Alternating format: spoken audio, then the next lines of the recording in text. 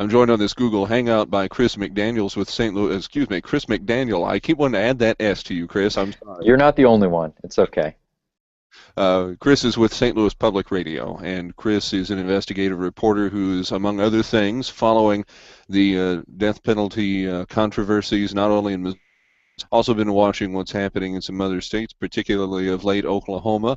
And Chris is going to help us catch up some of our web followers on what's been developing there. We're going to chat about those things a little bit. Chris, first of all, thanks for doing this. Well, thanks for having me. Chris, a lot of developments even in the last week. Let's back up just a couple of weeks maybe and kind of fill our listeners in on what's been going on in Oklahoma. And I know you've been watching some of that, but what is the reason maybe, Chris, that you would say that we in Missouri should be watching what's happening in Oklahoma? There's a lot of parallels, aren't there? There are a lot of parallels, and I think what happened in Oklahoma with an execution that lasted, for more than 40 minutes, I think it caught a lot of people off guard. I think it surprised a lot of people, but for those who have been following the situation closely, it shouldn't really come as much of a surprise. As we've been reporting, states like Missouri, Oklahoma, Texas, they're operating with a lot of secrecy in how they're getting a hold of these drugs. They're, of course, operating with a lot of secrecy in who's actually carrying out these drugs. And it raises a lot of questions about the drug's efficacy, and it raises a lot of questions about how qualified these people are who are carrying out these executions. So the parallels, if we will, between Missouri's protocol and Oklahoma, there is a point, though, at which they end, and maybe the most notable one right now is the drugs that are being used. When we talk about what happened in Oklahoma, first of all, was that, from what you understand, and I'm not a medical expert, from what happened in that execution, essentially failing with his blood vessel collapsing, not necessarily a symptom of the drugs used, right? No, and there's going to be hopefully a thorough review of what happened, and hopefully that'll answer more questions than I can currently give. But as far as the parallels between Oklahoma and Missouri, as you alluded to, the drugs are different. Oklahoma uses a drug called midazolam that also resulted in a botched execution in Ohio. Midazolam is a drug that Missouri currently has as a backup drug, but we haven't used it in executions before. We use a drug called pentobarbital. So that's one of the key differences, and that is an important difference. One of the similarities between the two states is we both have used compounding pharmacies in the past to mix up these drugs. And that's an important distinction between manufactured drugs. Manufactured drugs are regulated by the Food and Drug Administration. Compounding pharmacies are not. They're supposed to be regulated by the individual state boards of pharmacy. As our investigation revealed in late December, Missouri's supplier, which happened to be located in Oklahoma, was not licensed in Missouri.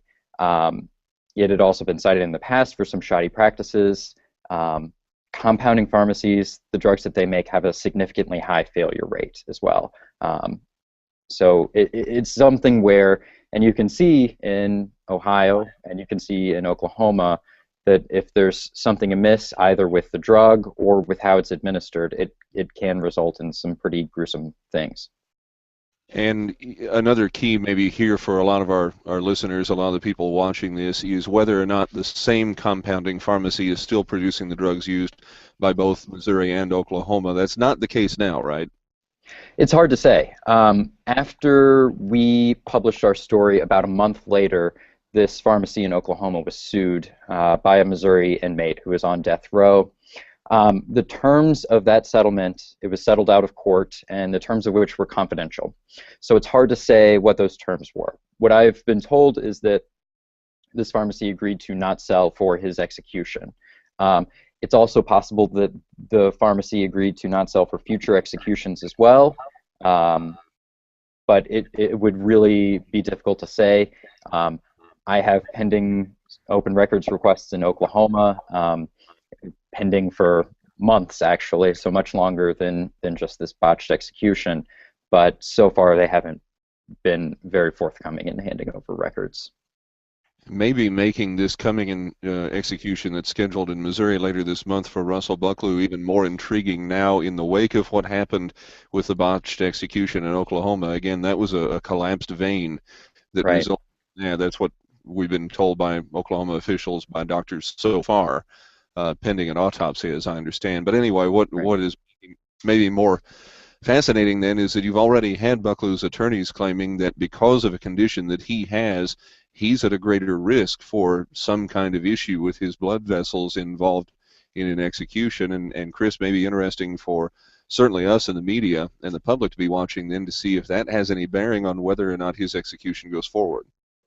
You know, it'll be interesting. I think that for a lot of the critiques that people have with our courts, one of them is certainly not that they act too quickly.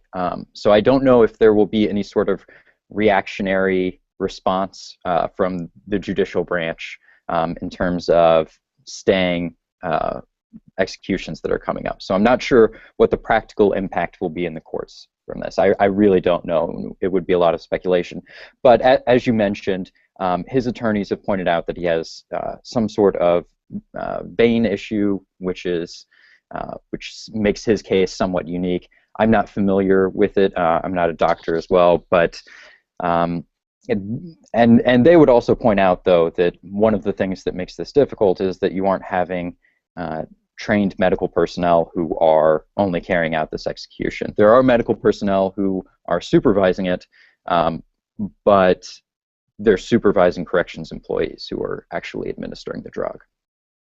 You know, the discussion of the need for secrecy, whether or not we agree with it, the rationale that is given behind that, there is a historic precedent there for, at least in Missouri, for secrecy going back to when the gas chamber was employed up through the 1960s, and then when we began lethal injections in the 1980s. And so maybe the question is, depending on where you stand on the issue, maybe the question is not so much is should we have secrecy, it's to how far should that secrecy extend. Yeah. And that's a really good point, because the secrecy has really evolved over the years. The Post-Dispatch did a really important investigation in 2006 where they found out that the anesthesiologist who was actually writing the protocols, he had numerous malpractice suits against him, and he was dyslexic as well, and he said that he sometimes got confused about doses. After that, the legislature's response was to make it illegal to name members of the execution team. And that's really what stuck around up until October, when the governor and the Department of Corrections made a very important change to the protocol, which added the supplier to it. Never before was the supplier part of the execution team. Now they are, which makes it difficult and sometimes impossible for us to verify if these drugs are being handled and getting a hold of them in a way that's both legal and ethical. Chris, in your investigations and in your studies and work, have you found any? We went for so long, and looking at the list of executions here, it had been 2011 since Martin Link was executed in February of 2011. Before that, there was one in 2009. There were several in 2005, and then here we have since November, one every month, looking at the seventh consecutive month with one execution. Why what seems like a lot of people to be the rush or sort of the floodgates open? Was there some catalyst here? Well, as you mentioned, we're keeping about a pace of once every month. This month, this will mark 7 straight months of executions, which, in my review of the numbers, we've never had before. We've executed more people in the past 6 months than we have in the preceding 8 years. So that sort of gets to the why of what you're talking about. And I think that there are a few reasons. One is that the people in power, meaning the Governor Jay Nixon, and the Attorney General, Chris Koster, both Democrats, I think that this is a firmly and genuinely held belief that they're doing the right thing in carrying out these executions. I think that that's one reason. I think that the other reason is that they've found a method that the courts have so far said is not unconstitutional. So they're going to go forward with all of these executions before the courts say either way of whether it's constitutional or not, the trial of which is going to take place in September. And then I think that the third reason is that there's been a large backlog. And the reason for that is the state hasn't been able to come up with a way to get a hold of these drugs that has been appropriate. And really, that's kind of where we sit. Is, and as you said, we've had Governor Nixon now has shown no indication that he wants to Right. Interfere with the process. Former Attorney General, now Attorney General Chris Koster, weighed in. The courts have weighed in. Lawmakers have had a look at this. Really, who would be left to stand up and say maybe there is a need to study some of these issues? Well, you bring up a good point, a really good point, in fact, about Nixon being a former Attorney General. I think that that's really informing a lot of his decisions when it comes to executions. And you also have to consider that a lot of these people were prosecuted seeking the death penalty in the 90s, and that was when Governor Nixon was an Attorney General. So a lot of these guys, he's sort of been throughout the entire process, and he's sort of seeing it through now. Attorney General Chris Koster, he's of course running for governor in 2016. So there's little indication that things are going to be changing in the near future, because this is something that is a firmly held belief in for a lot of Missourians. And the reason we bring that point up is not for us to make the argument of whether or not things need to change, but certainly you've got people on both sides of the issue who have looked at in the last year and raised the question of whether or not things need to be examined. Not saying Missouri needs to stop executions, but take a look at how we're doing it. And that's been the question that both sides have been asking, right? Is that what you've heard? Exactly. Representative Eric Burleson, he's a conservative Republican. He's very supportive of the death penalty, but in some of his writings that I've read, he said, I support the death penalty. I've actually witnessed it carried out, and I'm still supportive of it. But I think that the way that we administer it has to be more transparent.